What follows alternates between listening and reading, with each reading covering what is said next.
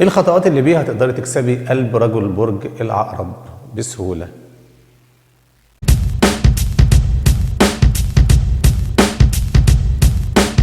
اولا راجل العقرب غرائزي، يحب تكوني مثقفة ولبقة ومتحدثة جيدة وملمة بحاجات كتيرة جدا، لكن يحبك برضو انك تثيري غرايزه. فهماني طبعا.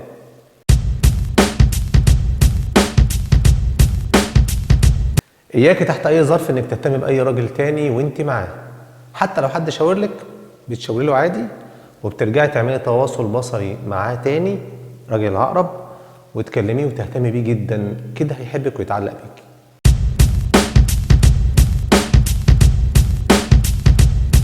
حاولي تلمسيه من وقت للتاني، يعني وانتوا ماشيين كده ممكن تحط ايدك على دراعه.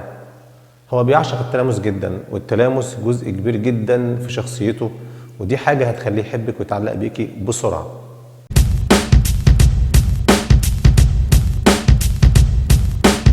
وانت بتكلميه دايما خليكي دايما باصة في عينه، لانه بيعشق جدا لغة العيون. لو قدرت تعملي كده انت هتبقي كسبتي قلبه من اقصر الطرق.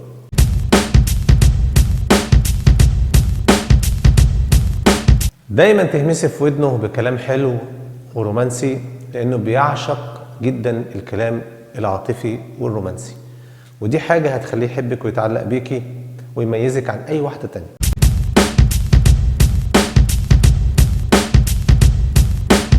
اهتمي دايما بمظهرك، لكن حاولي دايما ان تكون ريحتك حلوة، لانه بيحب قوي البرفانات والروائح الحلوة، لانه بيقرف قوي، ما بيحبش اي ريحة وحشة او كريهة في المكان.